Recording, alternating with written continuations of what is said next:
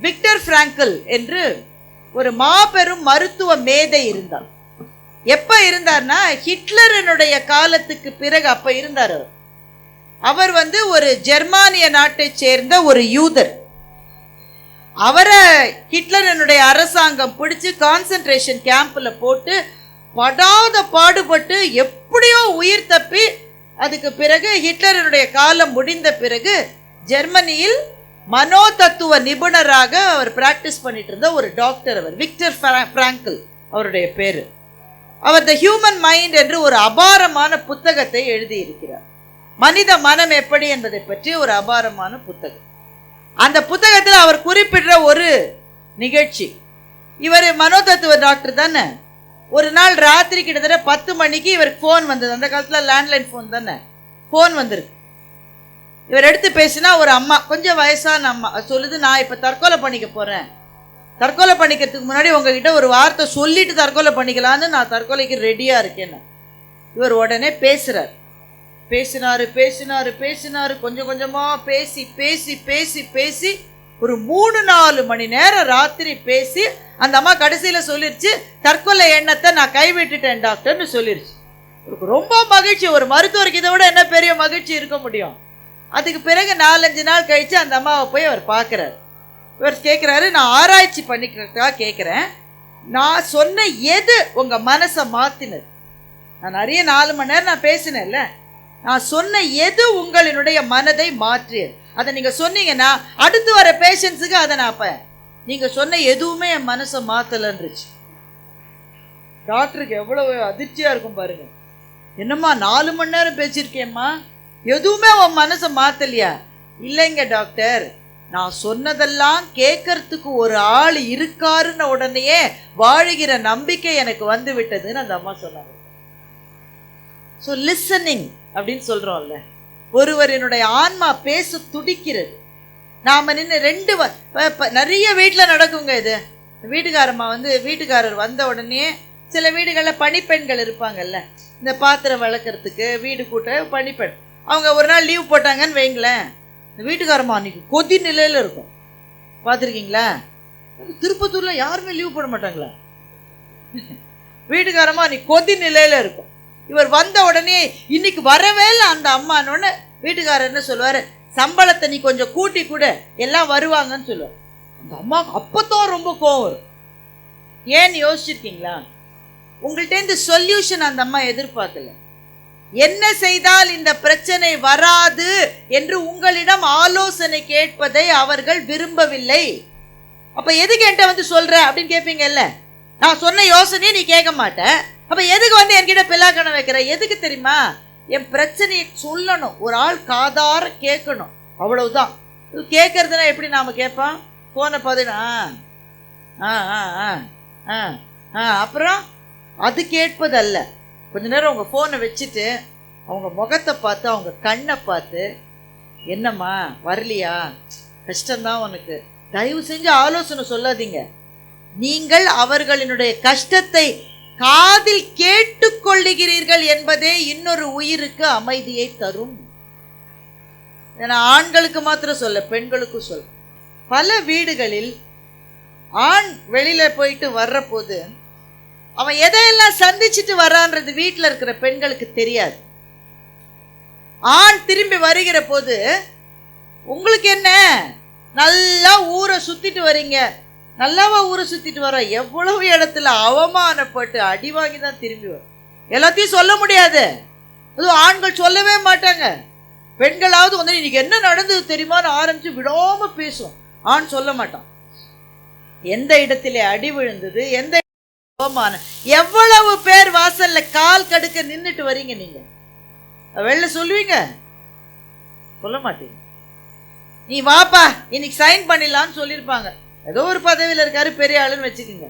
காலையில் 9:45 மணிக்கு போய் நின்றுப்பீங்க. அவர் 10 மணிக்கு வர சொல்லியிருப்பார். 9:45 மணிக்கு சார் இன்னும் வரல, வருவார், வெயிட் பண்ணுங்க.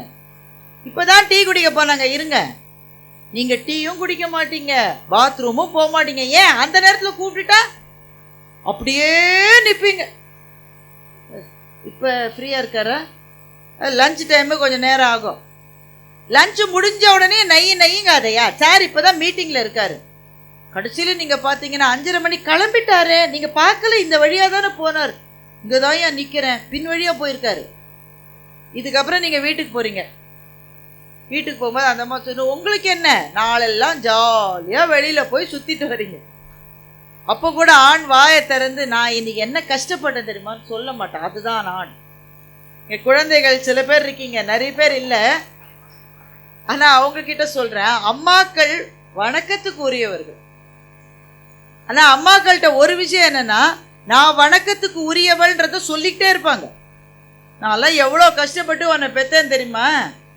வடிவேல் ஒரு படத்துல சொல்லுவார்ல, நீ என்ன கஷ்டப்பட்ட, உள்ள ஒரு ஏசி இருக்கா, ஒரு ஃபேன் இருக்கா, நீ அங்கங்க உன்னை கூப்பிட்டு சோறா போட்டாங்க, நல்லா சாப்பிட்டுட்டு வளையெல்லாம் போட்டுட்டு நல்லா இருந்த, உள்ள நான் எல்லாம் கஷ்டப்பட்டு. வடிவேல் சொல்லுவார், எல்லா அம்மாக்களும் சொல்லி எவ்வளோ கஷ்டப்பட்டு பெத்தேன் தெரியுமா, எப்படிலாம் வளர்த்தேன் தெரியுமா. சொல்லி சொல்லி அம்மாக்கள் தங்களுடைய இடத்தை உறுதி செய்து கொள்கிறார்கள். அவருடைய தியாகம் குறைவல்ல, தங்கள் இடத்தை உறுதி செய்து கொள்வார்கள். அப்பாக்கள் வாயை திறந்தே பேச மாட்டார்கள். ஒரு நாள் நான் என்னெல்லாம் செஞ்சேன்னு பட்டியல் போட தெரியாமல் இருப்பவர்கள் இந்த உலகத்தில் உண்டென்றால் அது அப்பாக்கள் மாத்திரம்தான். அப்படி இருந்துட்டு ஒரு ஆள் வராரு உள்ள, 5:30 மணிக்கு அந்த ஆள் போயிட்டாரு இல்ல, பார்க்காமலேயே நாளெல்லாம் நின்று காலெல்லாம் கெஞ்சுது. அது உங்க ஊர் வெயில்ல கடந்து கஷ்டப்பட்டு வராங்க. துள்ள நாளெல்லாம் சுத்திட்டு வரீங்க, உங்களுக்கு என்ன, இங்க உங்க பையனையும் பொண்ணையும் நான் இல்ல பார்த்துட்டு இருக்கேன், உங்க அம்மா வேற நையின்றாங்க, அத்தனை பிரச்சனை எனக்கு அப்படின்னு சொல்வதற்கு முன்பு ஒரு வார்த்தை நின்று கவனித்து, உங்க முகம் சரியில்லையே, போன வேலை நடக்கலையா, சரி பரவாயில்லைங்க, இன்னைக்கு இல்லைனாலும் நாளைக்கு கடவுள் கண்ணு திறக்காமலாம் இருப்பாரு, கட்டாயம் நடக்கும், உட்காருங்க அப்படின்ற ஒரு வார்த்தையை அந்த மனைவி சொல்லிட்டா அவ்வளவு கஷ்டமா அவனுக்கு முடிஞ்சு போயிருந்தானே. நாம சொல்றோமா, நான் இருவரையும் தான் கேட்கிறேன், ஆண்களையும் பெண்களையும் நான் பிரிவுபடுத்தி நான் சொல்றோமா, நாம் நம்முடைய உலகத்தில் ஓடிக்கொண்டே இருக்கிறோமே தவிர பக்கத்தில் இருக்கிற ஒரு உயிர் நம்முடைய பேச்சுக்காக, நம்முடைய கரிசனத்துக்காக, ஒரு பார்வைக்காக காத்திருக்கிறது, அதை கொடுக்க மாட்டேங்கிறோமே. வாழ்க்கை துணைவன் துணைவை விடுங்க, குழந்தைகள் பிள்ளைங்களையே சோறு ஊட்டும் போது இப்ப எல்லா யூனிவர்சலா எல்லா அம்மாக்களும் என்ன பண்றாங்கன்னா, சோறு ஊட்டுறதுன்னா போனை கொடுத்துடுறாங்க, அப்பதான் தின்னுதுன்றாங்க. அப்ப நாமெல்லாம் எப்படி தின்னோன்னு எனக்கு தெரியும். நமக்கு ஒரு போனும் இல்லை. எங்க வீட்டுலலாம் நான் +2 படிக்கிற மட்டும் டிவி கூட கிடையாது. ஒலியும் ஒளியும்னு ஒன்று வரும், பக்கத்து வீட்டு டிவியை எங்க வீட்டு ஜன்னல்ல ஒரு ஆங்கிள் பார்த்தா பக்கத்து வீட்டு டிவி தெரியும். அந்த ஆங்கிள் ஒலியும் ஒளியும்ல பாக்குறதுக்கு நாங்க 20 பேர் கியூல நிற்போம். 2 செகண்ட் பார்த்தோன்னு தள்ளிட்டு இன்னும் தராளு. இப்படித்தான் நாங்க நம்ம இளமை பருவம்லாம் அப்படித்தானே இருந்தது. இன்னைக்கு அந்த பிள்ளை அப்பதான் 3 மாசம் ஆகுது, குரங்கு மாமான்னு காமிச்சு நல்ல சாப்பாடு விட்டு அப்பதான் தின்னுதுன்னு. இந்த பிள்ளைகளினுடைய முகம் ஏன் இந்த மாதிரி இருக்கு, ஏன் இவ ராத்திரியில என்னவோ மாதிரி இருக்கா, ஏன் இவ யார்ட்டுமே சரியா பேச மாட்டேங்கிறா என்று தெரிய வேண்டியது அம்மாவுக்கோ அப்பாவுக்கோ தான் முதல்ல. ஆனால் பல இடங்களில் அவர்களே அந்த கேள்விகளை கேட்பது இல்லை. ஒரே காரணம்தான், நாம் நிற்கவில்லை, நாம் கவனிக்கவில்லை, நாம் ஓடிக்கொண்டே இருக்கிறோம். அப்படி ஓடியாவது நீ என்ன பண்ண, உடனே அம்பானி ஆயிட்டே இல்லையே. இருக்கிற இடத்திலேயே நாம ஓடிக்கொண்டிருப்பது எதுல தெரியுமா, ரன்னிங் ரேஸ்ல ஓடல, த்ரெட்மில்ல ஓடுறோம். எவ்வளவு ஓடினாலும் ஒரு இடத்திலேயே தான் நின்று கொண்டிருக்கிறோம், எந்த இடத்துக்கும் போய் சேரல. அப்ப அந்த மிஷினை கொஞ்சம் நிறுத்திட்டு நின்று கொஞ்சம் சுத்தி பார்க்கலாம். எல்லாவற்றையும் விட மிக முக்கியமாக நாம் நிற்க வேண்டியதற்கான ஒரு காரணம், நம்முடைய மனதுக்குள்ளே ஒரு மலர்ச்சி, ஆன்மாவிலே ஒரு நெகிழ்ச்சி தோன்ற வேண்டும் என்றால் நாம் நின்று செய்ய வேண்டிய விஷயம் புத்தக வாசிப்பை கையிலே எடுத்துக்கொள்வது. எப்ப முதல் பொய்யை நாம் எல்லாரும் சொன்னோம் ஞாபகம் இருக்கா? அநேகமா வீட்டில் அடி வாங்காம இருக்கிறதுக்காக சொல்லி, அதுதான் முதல் பொய்யா இருக்கும். நாம் சொன்ன கடைசி பொய் என்ன, இன்னும் நிறைய சொல்ல போறோம். பட் இப்ப கடைசியா எப்ப சொன்னோம், ஒரு 24 மணி நேரத்துக்குள்ள கட்டாயமா ஒரு 10 பொய்யாவது நம்ம சொல்லியிருக்க மாட்டோம். சும்மா சொல்லுங்க, நமக்குள்ள என்ன சொல்லிருப்போம் தானே. நான் இதுவரை பொய்யே சொல்லியதில்லை அப்படின்னு ஒருத்தர் சொன்னா, அதை விட பெரிய பொய்யை இதுவரை அவர் சொல்லவில்லை என்றுதான் பொருள். பொய்னா மற்றவர்களை கெடுப்பதற்கான பொய் கூட இல்ல. இந்த ஒயிட் லைஸ் என்று ஆங்கிலத்திலே சொல்லுவார்கள், வெள்ளை பொய்கள். கொஞ்சம் மொபைல் போன் வந்த அப்புறம் பொய் ரொம்ப ஜாஸ்தியா இருச்சு. நாம இங்கதான் திருப்பத்தூர் பஸ் ஸ்டாப்ல நின்றுட்டு இருப்போம், வந்துட்டே இருக்கேன், சென்னைக்கு பக்கத்துல வந்துட்டேன்றான். ஏய் ரொம்ப தூரம் இருக்குடா, இன்னும் வந்துட்டே இருக்கையா, இதோ சென்னைக்கு பக்கத்துல இருக்கேன்றான் போன்ல. இந்த பொய்கள் சூழ வாழுகின்ற இந்த வாழ்க்கையில இவ்வளவு விரைவாக ஓடுகிற போது கொஞ்சம் நிற்க வேண்டும், கொஞ்சம் கவனிக்க வேண்டும் அப்படின்னு எனக்கு தோணுச்சு. இந்த நில், கவனி, செல் என்பது போக்குவரத்து விதி, அப்படிதானங்க? டிராபிக் லைட்ல தானே அதை சொல்லுவாங்க. நீ பாட்டுக்கு போய்கிட்டே இருக்காத, நில். அது சொன்னாலும் நம்ம பையன் ஒத்துன்னு கேட்கறது இல்லை, ஒரு பையன் கேட்கறது இல்லை. டிராபிக் லைட்டுக்காக நீங்க நின்னீங்கன்னா உங்களைத்தான் பைத்தியக்காரன்னு சொல்றான். சிவப்பு விளக்கு வருதுன்னு நீங்க நிறுத்திருக்கீங்க, பின்னாடி அப்படி ஹார்ன் அடிக்கிறான். ஏய் சிவப்பு விளக்குக்காக நிறுத்தி இருக்கேன், போ போ போய்கிட்டே இருமா. எங்க ஊர்ல சென்னையில எந்த லைட் இருந்தாலும் போய்கிட்டே இரு. இந்த ஊர்ல எனக்கு தெரியல, எங்க பொம்பளை பிள்ளைங்க எங்க ஊர்ல பைக் ஓட்டுறாங்க, அந்த ஓரமா வந்துட்டே இருக்குங்க ஒரு பொண்ணு. இங்க எல்லா வண்டியும் வந்திருக்கு, ஒரு கையை காட்டல, ஒன்றும் இல்லை, அப்படி அலட்சியமா இப்படி யூட்டர்ன் எடுக்குது. ஏத்துறேன் எம்எல்ல பார்க்கலாண்டா, அந்த அந்த ரேஞ்சில் இருக்கு. பொண்ணுங்க அப்படி இருந்தா பையங்க கேட்கணுமா? 4 பேர் போறான் ஒரே பைக்ல, ஒருத்தனுக்கு ஹெல்மெட் கிடையாது. இந்த மாதிரி பறந்து பறந்து பறந்து போகிற வாழ்க்கையில் நம்ம டிராபிக் விதிகளையே மதிப்பதில்லை. நில், கவனி, செல். போக்குவரத்துக்கு மாத்திரமல்ல, வாழ்க்கைக்கு. நம்ம நிற்கிறோமா? நமக்கு பக்கத்திலேயே இருக்கிறவர் யார் என்று நமக்கு தெரியுமா? எப்படிங்க தெரியாம இருக்கும்? எங்க அம்மா இருக்காங்க, எங்க அப்பா இருக்காங்க, வீட்டுக்காரம்மா இருக்காங்க, அவங்க யாருன்னு எனக்கு தெரியாதா அப்படின்னு சொல்றீங்களா? அவங்கள உங்களுக்கு நிஜமாவே தெரியுமா? உங்களுக்கு பக்கத்திலே இருக்கிற உங்களினுடைய வாழ்க்கை துணைவியை அல்லது வாழ்க்கை துணைவரை நீங்கள் முழுமையாக உண்மையாக அறிவீர்களா? அது கல்யாணம் ஆன புதுசுலலாம் நிறைய பேசிக்கிட்டு இருந்தேங்க. அப்புறம் அப்புறம் அப்படியே நாளாக பேச்சு குறைஞ்சு குறைஞ்சு குறைஞ்சு குறைஞ்சு நம்ம சம்மர் வந்தா பாலாறு மாதிரி ஆயிடுச்சு. எங்க பேச்சு குறைஞ்சு போச்சு. திருமணமான புதிதில் எப்படி பேசினீர்கள்? இருக்கிற எல்லாரையும் தான் கேட்கிறேன். திருமணம் நிச்சயிக்க இந்த காலத்துல திருமணத்துக்கு முன்னாடியே பேசி பேசி கல்யாணத்தையே நிறுத்திடுதுங்க. ஏன் அவங்க எல்லாருக்கும் சொல்றேன், உங்களுக்கு பிள்ளைங்க இருந்தா அதுக்கு திருமணம் நிச்சயம் பண்றீங்கன்னு வைங்களேன், நிச்சயம் பண்ணுவீங்க தானே? நிச்சயத்துக்கு அடுத்த நாளே திருமணத்தை வச்சிருங்க. விளங்கிச்சா உங்களுக்கு? நிச்சயம் சத்திரம் கிடைக்கலன்னு கோயில் வச்சு பண்ணுங்க. இல்லையா? இல்லாட்டா நிச்சயதார்த்தத்தை தள்ளி போடுங்க, நிச்சயத்தை தள்ளி போடுங்கன்றா. ஏன்னா நிச்சயம் பண்ணிட்டு ஒரு 6 மாசம் 8 மாசம்னா பேசிக்கிட்டே இருக்குங்க. ராத்திரியில போர்வையை போத்திக்கிட்டு மெசேஜ் அடிச்சுக்கிட்டே இருக்கு. நமக்கு கண்ணாடியை போட்டு மெசேஜ் தப்பு தப்பா அடிக்கிறோம். எங்க அலுவலகத்துல கல்ச்சர் கிளப்ல என்ன சேர சொன்னாங்க. I am happy to join vulture கிளப்னு அடிச்சுட்டேன். சியும் வியும் பக்கத்துல பக்கத்துல இருக்கு, ஏன்னா கண்ணாடி போடாம அடிச்சுட்டு. நமக்கு அதுவே தெரியல, இதுங்க போர்வையை போத்திக்கிட்டு இருட்டுல அப்படி அடிக்குதுங்க. பேசி பேசி நிச்சயதார்த்தத்தோட பிரேக்கப் ஆயிரு. அது கொஞ்சம் பரவாயில்ல. சிலதெல்லாம் திருமணம் முடிஞ்ச அப்புறம் பிரேக்கப் ஆகுது, மண்டபத்திலேயே பிரேக்கப் ஆகுது. இது அதிகம் பேசினாலும் பிரச்சனை.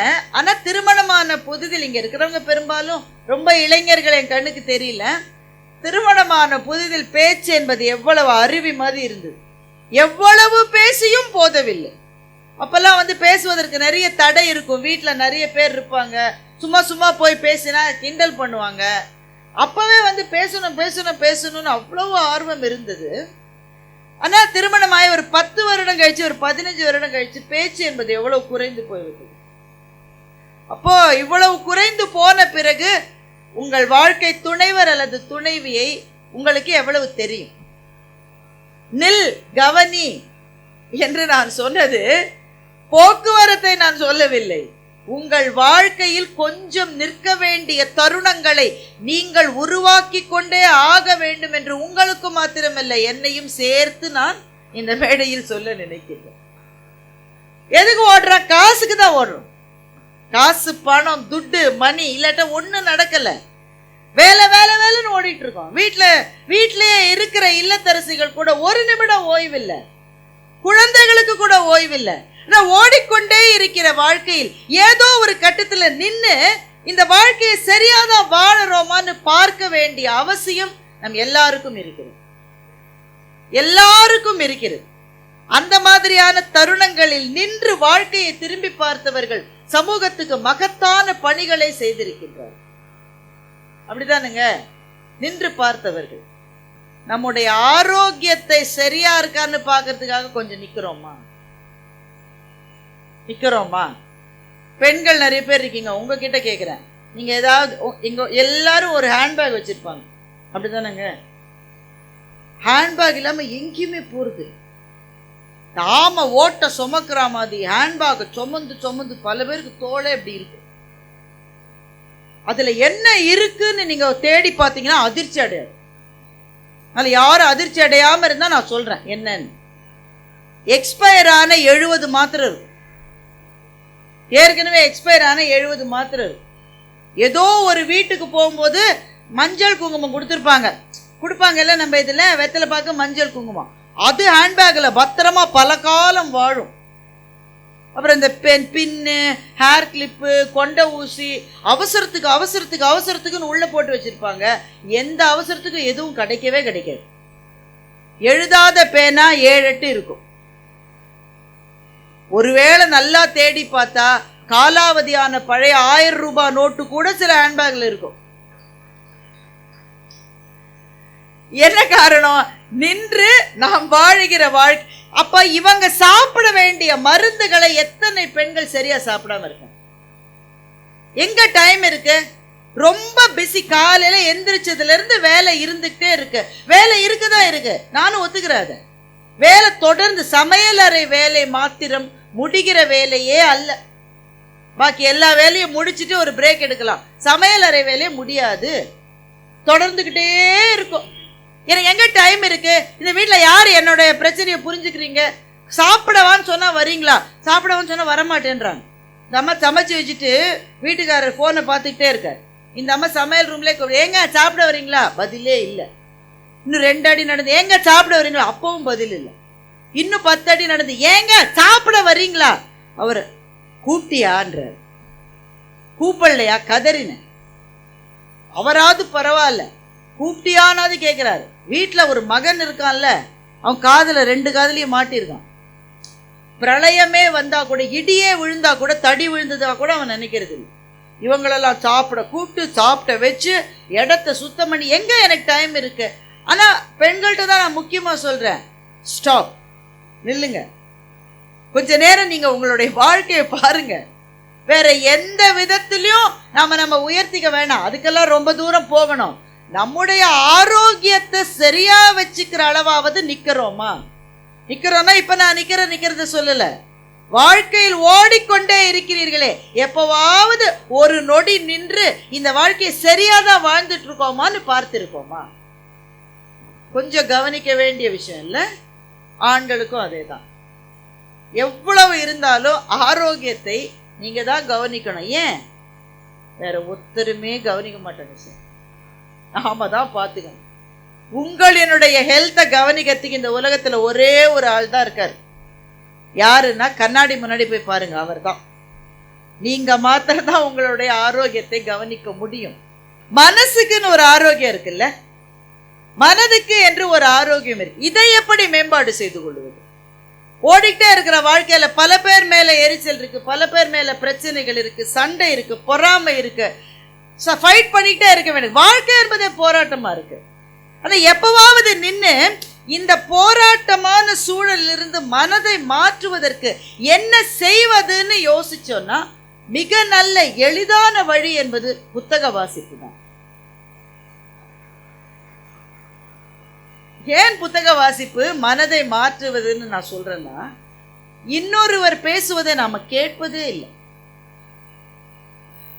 இன்னொருவர் பேசுவது, நீங்க தொலைக்காட்சி விவாதங்கள்லாம் பார்த்திருக்கீங்களா? யாருமே பார்த்தது இல்லையா? ஐயா ஒருத்தர் ஒருத்தராவது இன்னொருத்தரை பேச விடுறாங்க.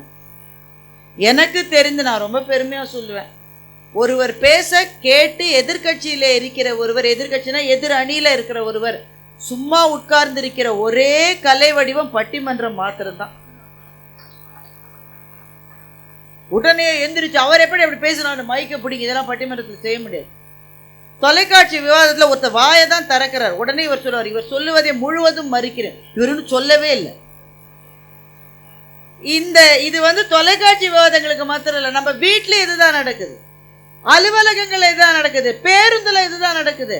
இன்னொருவர் பேசுவதை கேட்பதற்காவது நிற்க வேண்டும். நில், கவனி. நான் சொன்னதுல மிக முக்கியமான விஷயம், சில உள்ளங்கள் பேச துடிக்கின்றன, அதை கேட்பதற்காக நாம் நிற்கிறோமா? அதைத்தான் சொன்னேன். உங்க வீட்டுக்காரமாவையோ இல்ல பெண்களா இருந்தா உங்க வீட்டுக்காரரையோ எவ்வளவு தூரம் உங்களுக்கு தெரியும் நான் கேட்க. என்னுடைய கொள்ளு தாத்தா ஊவேசா கூடவே பணியாற்றி இருக்கிறார். ஊவேசாவோடு பல்லாண்டுகள் பணியாற்றி, ஊவேசாவினுடைய பணி உங்க எல்லாருக்குமே தெரியும். பழைய தமிழ் சுவடிகளை தேடி சென்ற ஒரு மாபெரும் பயணம் ஊவேசாவினுடைய. அந்த கதையெல்லாம் நீங்க படிச்சிருப்பீங்க. நம்ம பல பேர் வீட்டில் சுவடி இருக்கும், அதை பரன்ல கட்டி போட்டிருப்பாங்க. அதில் அவர் எழுதுறாரு, ஊவேசா எழுதுறாரு, அந்த சுவடிகளை நான் ஆராய போனேன், எனக்கு முன்பே அந்த வேலையை எலி செய்து முடித்து விட்டதுன்னு எழுதியிருக்காரு. அப்ப பாருங்களேன் எவ்வளவு கஷ்டம். அப்புறம் சில பேர் ஓலையெல்லாம் உனக்கு கொடுக்க மாட்டேன்னு சொல்லி ஆத்துல விடுவாங்களாம். இவர் போய் ஆத்துல இறங்கி அந்த சுவடிகளை எல்லாம் மீட்டு கொண்டு வந்த பெரும் பயணம். அதிலெல்லாம் என்னுடைய கொள்ளு தாத்தாவுக்கு ஒரு சிறு இடம் இருந்திருக்கிறது. அதற்கு பிறகு ஊவேசா செய்யாமல் இருந்த ஒரே ஒரு தொகுப்பு நூல் கலித்தொகை தான். அதைத்தான் என்னுடைய கொள்ளு தாத்தா அவர் சேகரித்து தொகுத்து புத்தகமாக வெளியிட்டார். அதை நீங்க கைத்தட்டுற போது எனக்கு மிகுந்த மகிழ்ச்சியாக இருக்கிறது. ஏன் மகிழ்ச்சியா இருக்கிறதுன்றதையும் நான் சொல்லணும் இல்லையா? நேர்மையா பேசணும், புத்தக திருவிழாவிலே பொய் சொல்லக்கூடாது. ஏன் மகிழ்ச்சியாக இருக்கிறது என்றால், இவ்வளவு அரும்பாடுபட்டு இந்த பணியை செய்த என் கொள்ளு தாத்தாவினுடைய பணியின் சிறப்பு எங்கள் குடும்பத்திலேயே யாருக்கும் தெரியாமல் இருந்தது. அந்த புத்தகத்தினுடைய ஒரு பிரதி கூட எங்கள் குடும்பத்தில் யாரிடமும் இல்லை. அதனுடைய அருமை எங்களுக்கு தெரியவே இல்லை. அதற்கு பிறகு நான் கொஞ்சம் கொஞ்சமாக நானும் என்னுடைய சகோதரியும் இலக்கியம் பேச ஆரம்பித்த பிறகுதான் இது எத்தனை பெரிய பணி என்று தெரிந்தது. ஒரு காப்பி கிடைக்குமான்னு நாங்க அலைஞ்சோம் சார். எங்க கொள்ளு தாத்தா எழுதின புத்தகம் ஒரு புத்தகமாவது கிடைக்குமான்னு எங்க வீட்லயே இருந்துதான். அப்படி இருந்து கரையான் அரித்து அரித்து அரித்து ஒண்ணுமே இல்லாம போயிருக்கு. ஒன்று கிடைக்குமான். அப்புறம் மதிப்புக்குரிய முதலமைச்சர் அவர்களினுடைய தலைமையில் தமிழ்நாடு அரசு எனக்கு கம்பர் விருது கொடுத்தார்கள். அதற்கான தகுதி எனக்கு இருக்கிறதான்னு எனக்கு தெரியல. ஆனா என்னுடைய ஆசிரியராக நான் மதிக்கின்ற அமரர் ராசா ஞானசம்பந்தன் அவர்களும் கம்பவாரதி இலங்கை ஜெயராஜ் அவர்களும் சாலமன் பாப்பையா அவர்களும் அந்த ஆசீர்வாதத்தினால் எனக்கு கம்பன் விருது கொடுத்தார்கள். அந்த நிகழ்ச்சி நடந்துட்டு இருக்கிற போது இப்படிதான் முதல் வரிசையில விருதாளர்கள் உட்கார்ந்தாங்க. என் பக்கத்துல ஐயா மா ராஜேந்திரன் ஐஏஎஸ் அவர்கள் அமர்ந்திருந்தார். நான் அவர்கிட்ட சொன்னேன், சார் ஒரு புக்கு கூட இல்லை சார் எங்க வீட்டுலன்னு. 10 நிமிஷத்துக்குள்ள அந்த புத்தகத்தினுடைய மின் பதிவை என்னுடைய இமெயிலுக்கு அனுப்பி வைத்தார். எனக்கு பரவசமா இருந்தது. என் தாத்தாவினுடைய பெயரை பார்க்க பரவசமா, கொள்ளு தாத்தாவினுடைய பெயரை பார்க்க பரவசமா இருந்தது. அதனால புத்தகத்தினுடைய அருமையை தெரியாதவர்கள் தாமதமாக தெரிந்து கொள்ளுகிற போது அது எவ்வளவு பெரிய குற்ற உணர்வை உண்டாக்கும் என்பதற்கு நானும் எங்கள் குடும்பமுமே சாட்சி. அதனால நம் கையிலே கிடைத்திருக்கிற புத்தகங்களை போற்றி காப்பாற்ற வேண்டியது நம்முடைய பணி. ஒரு புத்தகம் வெளியிடப்பட்டது. அந்த தங்கை அதை வெளியிட்டு அதை பேசுற போது அவங்க முகத்தை நீங்கள்லாம் பார்த்துருப்பீங்க. என்ன ஒரு மகிழ்ச்சி! இந்த நாளை அவங்க வாழ்க்கையில மறந்திருக்கவே மாட்டாங்க. அப்படித்தானே? அவ்வளவு சிறப்பான நாள். அவங்க என் பெயரை சொல்லி குறிப்பிட்டார்கள் அல்ல, மருத்துவர் ஐயாவினுடைய முன்னிலையில் நீங்கள் உங்கள் நூலை வெளியிட்டது தான் உங்களுக்கு கிடைத்த மிகப்பெரிய வரப்பிரசாதம் என்று நான் நினைக்கின்றேன். அது அந்த மாதிரியான கவிதை பரம்பரையிலே வந்தவர் அவர். மறக்காமல் ஆசிரியர்களை குறிப்பிட்டார். அதுதான் அம்மா கூட சொன்னாங்க, யார் நினைவு வச்சிருக்காங்க ஆசிரியர்களை. உண்மையில் சில ஆசிரியர்கள் தான் நமக்கு பிடிக்காத பாடங்களின் பக்கத்திலே கூட நம்மை கொண்டு செல்லுகிறார்கள். அப்படி ஆசிரியர்களினுடைய பெயரை எல்லாம் சொன்னார். அதற்கு பிறகு அதை வெளியிட்ட போது ஐயா அவர்கள் புத்தகத்தை எப்பவுமே இனாமா வாங்கக்கூடாதுன்னு சொல்லி அவர்களிடம் ஒரு தொகையை கொடுத்ததை நீங்கள்லாம் பார்த்தீங்க, நானும் பார்த்தேன். நம்ம சில பேருக்கு அது சுருக்குன்னு தைச்சிருக்கோம். அது அப்படித்தானே? அது ஒரு கலாச்சாரம் பாருங்க, அது ஒரு பண்பாடு, அது ஒரு மரபு. நீங்க வேற எதை வேணா ஃப்ரீயா வாங்கலாம், புத்தகத்தை அப்படி வாங்கக்கூடாது. ஏனென்றால் ஒவ்வொரு புத்தகத்துக்கு பின்னாடியும் ஒரு பெரிய உழைப்பு இருக்கிறது, ஒரு கனவு இருக்கிறது. அதை மாத்திரம் இலவசமா வாங்கக்கூடாது. ஐயா ஏன் அந்த மரபை இங்கே தொட்டு காட்டினார்னா, எல்லாரும் அதை செய்யணும்.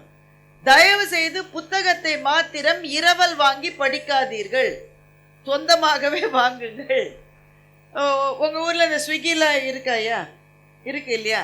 ஒரு உணவை ஆர்டர் பண்ணாலே 200 ரூபாய் ஆகுது. ஒரு புத்தகத்திலே தமிழ்நாட்டில் ஆவரேஜா நீங்க போட்டீங்கன்னா அதனுடைய விலை 100 ரூபாய் கூட தாங்கடா, 120 ரூபாய்க்கு மேல கிடையாது, மிகப்பெரிய புத்தகங்கள் தவிர. ஆனால் அதையே கூட அது முதல்ல வாங்கிறது கம்மி, வாங்கினா கூட 10 பேர் இரவல். எதற்கு? ஒவ்வொருவரும் அதற்கான தொகையை செலுத்திவிட்டு தான் படிக்க வேண்டும் என்ற பெரிய பண்பாட்டை இந்த மேடையிலே ஐயா அவர்கள் நமக்கெல்லாம் அறிவுறுத்தி இருக்கிறார்கள். அவருக்கும் என்னுடைய வணக்கத்தையும் நன்றியையும் தெரிவித்துக் கொள்கின்றேன். இங்க சிஎம்சி உருவான வரலாறு உங்களுக்கு தெரியும். ஐடாஸ் கடர் அவர்கள், அவங்களினுடைய வாழ்க்கை அப்படியே மிஷினரி குடும்பத்திலிருந்து வந்தவங்க. அவங்களுக்கு இருந்த ஒரே நோக்கம் என்னன்னா, எங்க அப்பா மாதிரி எங்க அம்மா மாதிரி நானும் இந்த பணியிலாம் சமூக பணியை செய்யறதுல அவங்களுக்கு விருப்பம் இல்லை. அவங்களுக்காக ஒரு கணவர் அமெரிக்காவில் காத்திருந்தார். அவங்க இந்தியாவில் தான் பிறந்து வளர்ந்தாங்க, நிச்சயிக்கப்பட்டது அமெரிக்காவில். ஏன்னா அவர் அமெரிக்க நாட்டை சேர்ந்தவர். இங்கேருந்து போய் கல்யாணம் பண்ணிட்டு பிள்ளை குட்டிகளோட குடும்பம், அதுதான் அப்படியே தான் போயிட்டு இருந்தாங்க. ஒரு நாள், ஒரு கரிய நாள் அன்றைக்கு இரவு, இவங்க அப்பா மருத்துவர், ஐடாஸ் கடருடைய அப்பா மருத்துவர். அந்த மருத்துவமனைக்கு 3 பிரசவ கேஸ் வருது, அந்த இரவே வருது. 3மே காம்ப்ளிகேட்டடான கேஸ். அந்த மருத்துவர் நான் போய் பார்த்து அந்த பிரசவத்துக்கு நான் உதவி செய்யறேன்னு மருத்துவர் சொல்றாரு. ஆனா அந்த 3 பெண்களினுடைய குடும்பத்தாரும் ஆம்பளை டாக்டர் பார்க்க கூடாதுன்னு சொல்றாங்க. பொம்பளை டாக்டர் தான் வர சொல்லுங்க. இல்லையே, பெண் மருத்துவர் இல்லையே, செவிலியர் கூட அப்ப கிடையாது. மருத்துவச்சின்ற அவங்க தான் மருத்துவம் பார்ப்பார்கள். ஆனா ரொம்ப காம்ப்ளிகேட்டடான கேஸ்னா அவங்களால அந்த அளவு பார்க்க முடியாது. பார்ப்பதற்கான மருத்துவர் இருக்கிறார், அந்த குடும்பங்களுக்கு ஆண் டாக்டர் பார்க்க கூடாதுன்றாங்க. ஒரே நாள்ல இது மாதிரி 3 முறை நடக்கிறது. அந்த 3 பெண்களும் இறந்து போனார்கள். அதை இளமையின் தலைவாயிலே நின்று கொண்டிருந்த ஐடாஸ் கடர் பார்த்தார். இந்த மாதிரியான ஒரு கட்டம் நம்ம வாழ்க்கையில வர வேணாம். வந்ததுன்னா என்ன செய்யும்? வர வேண்டாம். வந்தால் என்ன செய்வோம்? ஒரு நாள் 2 நாள் கொஞ்சம் மனசுல அது ஒரு மாதிரி இருக்கும். அப்புறம் சரி நம்ம வேலையை பார்க்கலாம், இதுக்காக நாம என்ன செய்ய முடியும்னு சொல்லி நாம் நிற்போம். ஆனால் கவனிக்காமல் நம்முடைய வாழ்க்கையே வாழ்ந்து கொண்டிருக்கும். அப்படிதானே? ஆனா ஐடாஸ் கடர் என்ன பண்ணாங்க? நின்றார்கள், கவனித்தார்கள். அப்பதான் தன்னை சுத்தி பார்க்கறாங்க. அது மட்டும் தன்னுடைய வாழ்க்கையை அமெரிக்காவுக்கு போகணும்னே நினைச்சிட்டு இருந்தவங்க சுற்றி பார்க்கிறார்கள். இந்த நாடு அப்போது வளர்ச்சி அடையாத நாடு இந்தியா. மருத்துவர்களே இல்ல. எத்தனை பெண்கள் பிரசவத்தில் இருக்கிறார்கள், பேசிக் ஹைஜீன் இல்லாம இருக்காங்க. இவங்களுக்கு யார் சொல்லி தருவது?